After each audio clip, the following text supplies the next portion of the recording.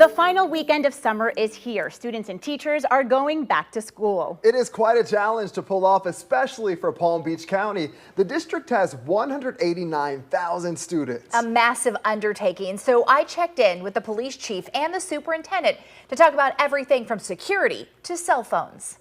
The Palm Beach County School District is the 5th largest district in the state, the 10th largest in the country.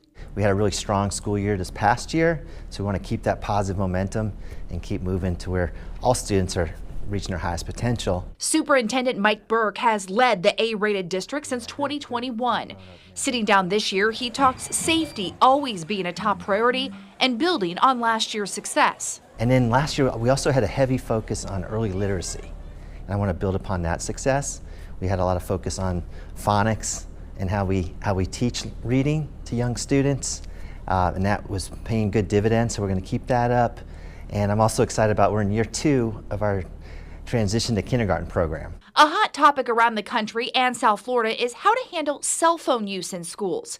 Burke says he's happy with their current policy. The phone should be put away during instruction. Phones are available before school, after school, and you know the parents are the ones paying for these phones. So they're sending their kid to school with the phone, I think, for a reason. And I think some of these counties that have taken like a harsher approach with the bans, all out bans or confiscating phones, I think that could prove to be problematic. Managing 180 district-wide schools is a big job. Keeping everyone safe equally is challenging.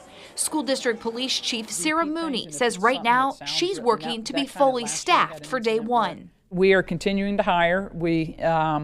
We are still partnering with our local municipalities to supplement the staffing on our campuses.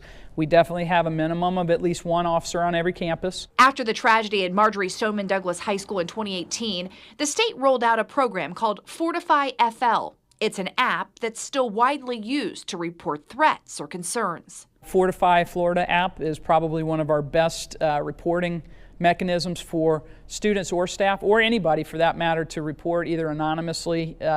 It could be a threat, it could be a concern for somebody's health or welfare.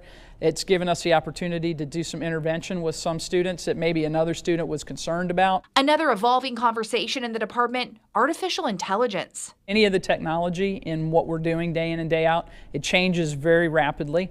So to try to stay ahead of what is AI and what is not from a safety and security standpoint. Useful in the classroom, a challenge for police. False alarms and that kind of thing. You hear about swatting and different things that are automated that may generate from AI. That's a concern. And then just kids that may dabble in different applications of AI could cause problems on the campuses. Over the last year, Mooney has added layers of security, including metal detectors in high schools. There were some nuances according to the character of the campus itself, so we worked through those individually. But as far as flaws go, I don't think so. I think it went pretty well. We had a lot of buy-in from the students and the staff to help make it a successful kickoff. So we're looking forward to implementing it full scale in the high schools. She said the process has had a learning curve, but overall calls it a success. It was a learning curve on the front end.